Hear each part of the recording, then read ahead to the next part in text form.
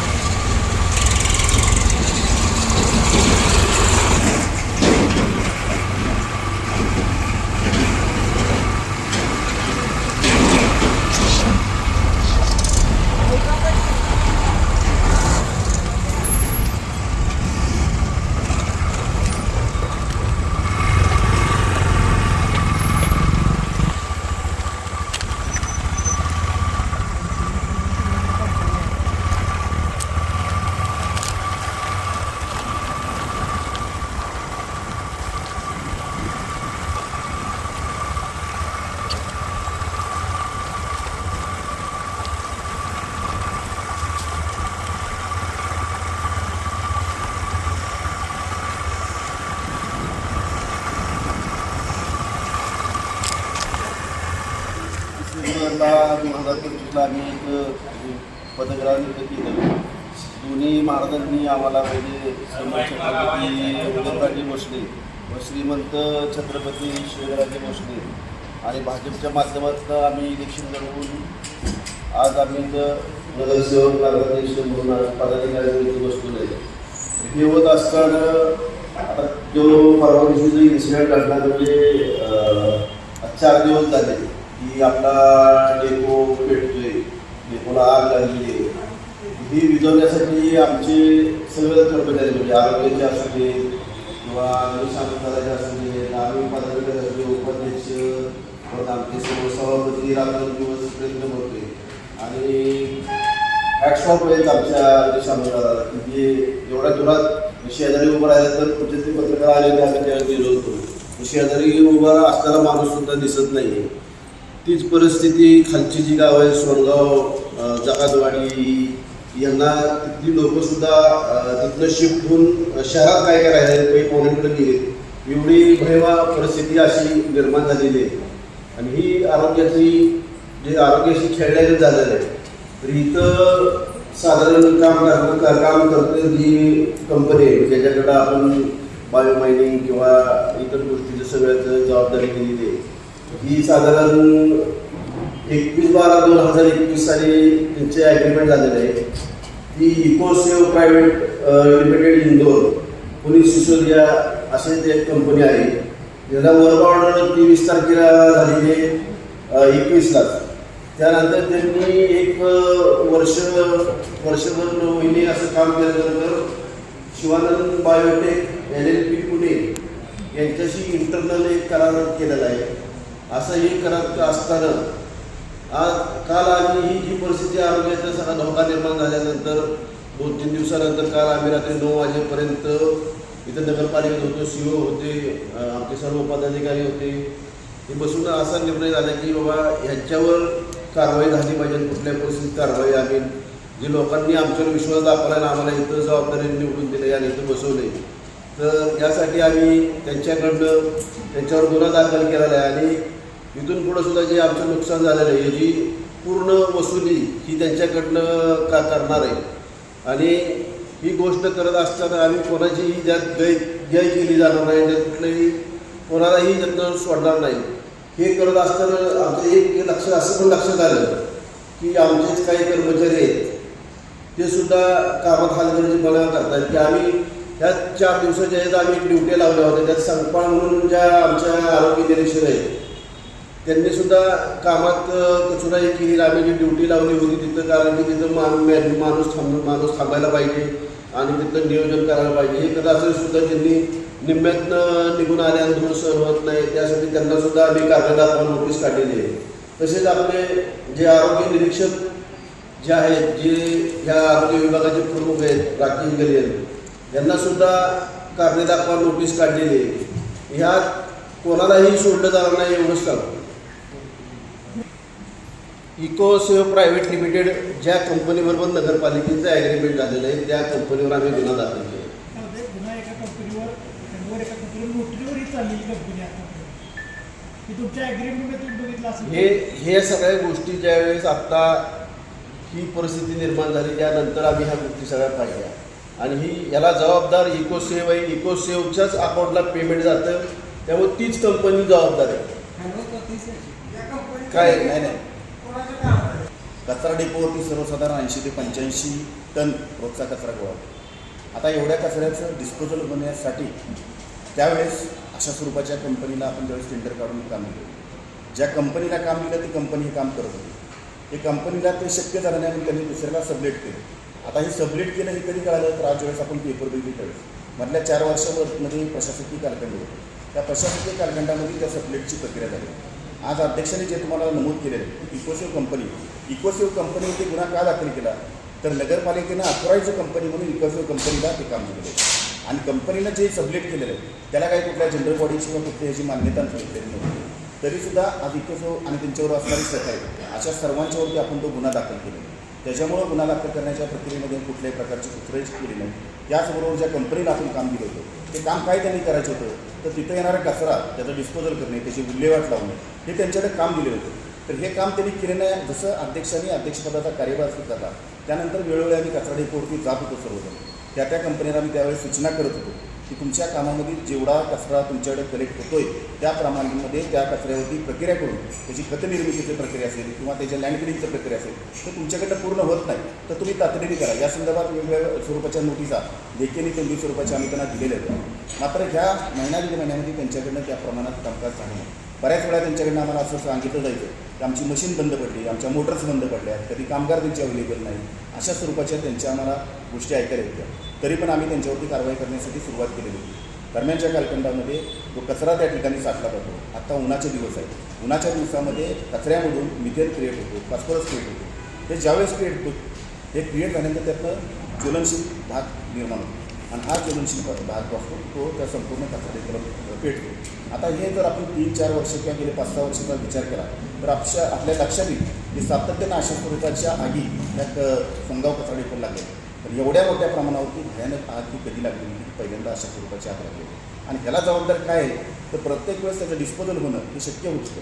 मात्र ह्या कंपनीनं हलगर्जीपणा दाखवून त्यांचा नाकर्तेपणामुळे आज सातारकर आणि सातारा शहरालगत असणारी जी उपनगरं आहेत, जी काही गावं आहेत, ज्या गावांच्या जत्रा चालू आहेत, त्यांच्याकडे वेगवेगळ्या स्वरूपाचे कार्यक्रम चालू आहेत, पै पाहुणे त्या लोकांच्या घरी आलेले अशा स्वरूपामध्ये ऐन जत्रेच्या कालावधीमध्ये अशा स्वरूपाची दुर्घटना घडून मुद्दामून नगरपालिकेला आणि सत्ताधाऱ्यांना बदनाम करण्याचा हा षडयंत्र आणि डाव असू शकतो अशा दृष्टिकोनातून ते काम केलेलं आहे. त्याच्यामुळं याच्यामध्ये कुणालाही हाईड करायचं नाही असं आमचं सर्वांचं ठरलेलं आहे. म्हणून अध्यक्ष आम्ही गेले 2 दिवस झाले सातत्याने जशी मिटिंग घेतो तशी सातत्याने आम्ही सकाळपासून रात्री 12-1 वाजेपर्यंत संबंधित ठिकाणी आम्ही भेट घेऊन आमच्या कर्मचाऱ्यांचं मनोबल वाढवण्यासाठी आम्ही प्रयत्नशील आहोत. त्या ठिकाणी वेगळ्या स्वरूपाची यंत्रणा तिथं होती. आज सातारा असेल, वाई असेल, महाबळेश्वर, त्याचबरोबर अजिंक्यतारा कारखाना, कुपर या ठिकाणावर आपण त्यांच्या अग्निशामक दल मागवलेलो. त्याचबरोबर आपण फायर फायटर आमचं स्वतःचा त्या ठिकाणी लागणारे पाण्याच्या आम्ही वाटपाच्या गाड्या बंद केल्या, त्या ठिकाणी पाण्याची व्यवस्था केली. आमच्या सातारा नगरपालिकेकडनं पाणी पुरवठा जो सातारा शहरामध्ये केला जातो त्यातला काही भागाच्या लाईन आम्ही त्या बाजूला टाकलं की जेणेकरून तातडीने तिथल्या तिथं पाण्याची अवेलेबिलिटी होईल आणि आग कशी विजन याच्यावरती आपण कॉन्सन्ट्रेशन करतो. पण आत्ताच्या परिस्थितीमध्ये प्रचंड हीट आणि वारं ह्या दोन्ही गोष्टीमुळं आग कंट्रोल आणताना पहिले 3 दिवस आम्हाला त्रास झाला.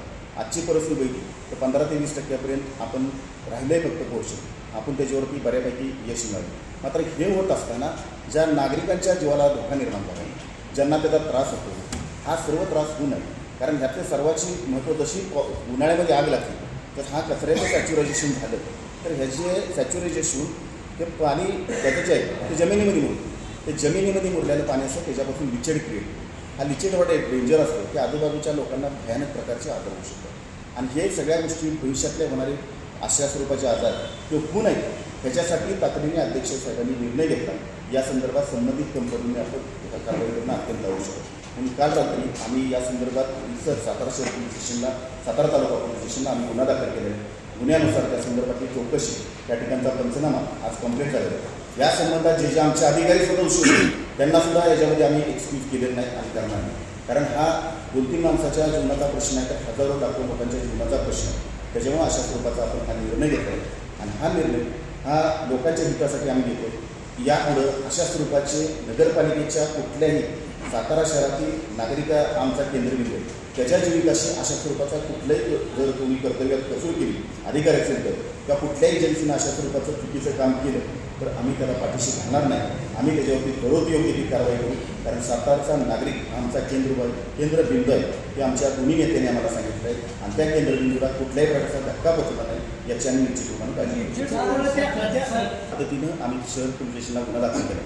त्या पद्धतीनंच कालच त्या कंपनीला नोटीस आम्ही इश्यू केलेली की या संदर्भातली तुमच्यावरती कठोर कारवाई का करण्यात येऊ नये आणि या संदर्भातलं आमचं लिगल डिपार्टमेंट काम करते.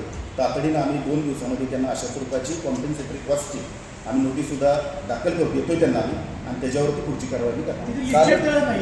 तो भाऊ जो पावसाळ्यामध्ये पाण्यातून जमिनीमध्ये मिळतो आणि जो 150-200 मीटरपर्यंत खाली जाऊ शकतो, हा द्रव आहे.